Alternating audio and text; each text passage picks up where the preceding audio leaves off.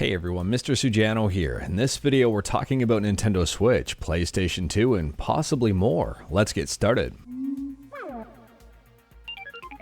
Alright, we'll kick things off here talking about PlayStation 2 emulation on Android with AetherSX2. All hail the blue cube.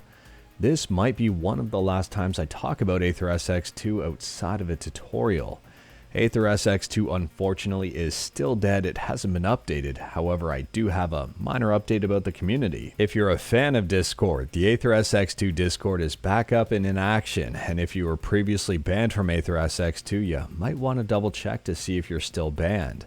The ownership of the AetherSX2 Discord has been passed from Talrith to one of the moderators, Alex. Alex has reviewed over 1,000 accounts today and restored access to a whole bunch of them. It's absolutely no secret that a lot of people were getting banned from AetherSX2 seemingly for no reason at all, but apparently that's not the case anymore. And if you're looking for help with AetherSX2, if you're curious about PS2 emulation on Android, or if you possibly want to make some friends, the AetherSX2 Discord is a great place to check out, and I'll leave a link to the invite in the description below. Feel free to check it out. And on a side note, unfortunately, this doesn't mean AetherSX2 is coming back, but AetherSX2 on Android is still available, it still works, and it's still amazing. It might not be getting any more updates, at least not anytime soon, but at the same time here, it's still a worthwhile app. But moving on, and we're talking about Nintendo Switch emulation on PC with Yuzu, and Yuzu just released their nice and juicy progress report. Now, a lot of what's in this progress report we've talked about in previous videos, but it hasn't been worded as elegantly as it is here.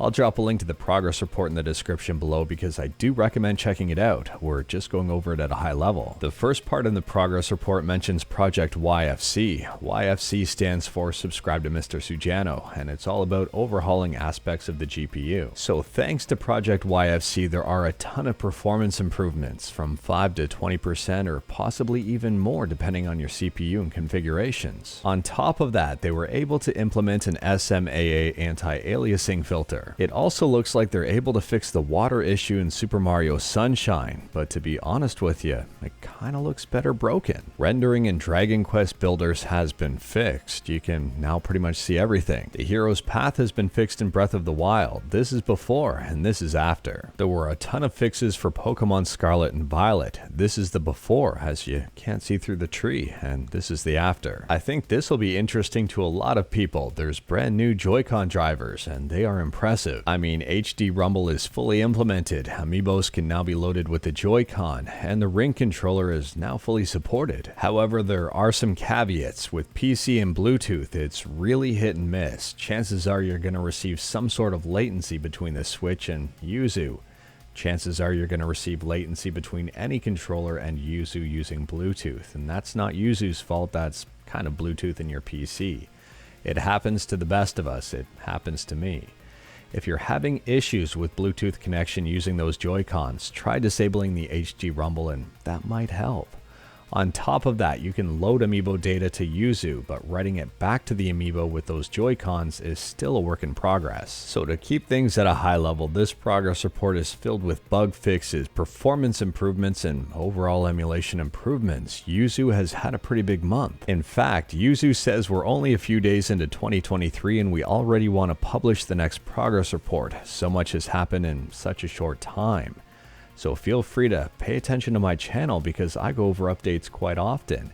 And feel free to check out Yuzu. It's an amazing Nintendo Switch emulator on PC. It's free and it's open source. And speaking about Switch emulation on PC and also free and open source, next up we're talking about Ryujinx, and Ryujinx just had a very interesting update. As of version 1.1.536, they've implemented a JIT ARM64 backend. This is huge.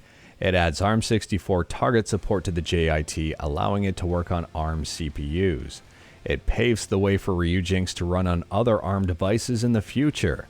and it contributes to upstreaming the currently closed source macOS build. Now, before your mind goes to ARM and Android, I did check with the developers of Skyline, Nintendo Switch emulation on Android, and they said that the JIT ARM64 backend for Ryujinx isn't of much use to them because they use something completely different. And speaking about Skyline, someone's got the Ace Attorney trilogy up and running, as they say, flawlessly. Next up, we're talking about a brand new set of Joy-Cons or Joy-Pads here from NYXI. I forgot to talk about this one yesterday, but they seem to be very GameCube inspired.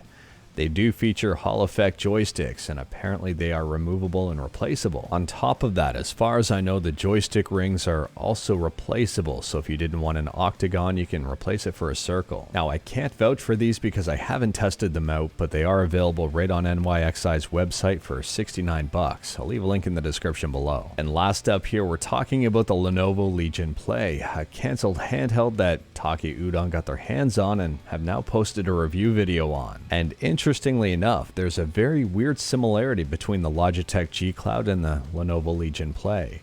The launcher that was used in both was designed by Tencent, and they both seem the exact same, just with a minor skin difference. Now, a lot of people have been asking where to get a Lenovo Legion Play, considering it's reported to have a Snapdragon 888, and it's only selling for about 160 bucks. As far as I know, I think it's on Idlefish. If you've got access to that, that's where you might be able to find it. I could be wrong though. But anyways, that is all I've got for you in this one. Straight to the point, all stuff and no fluff. We talked about a ton today. Let me know your thoughts about absolutely any of it in the comments below. If you like this video, leave a like. If you didn't like this video, leave a like. Hit that subscribe button, check out my other videos. Don't tempt fate, save your state.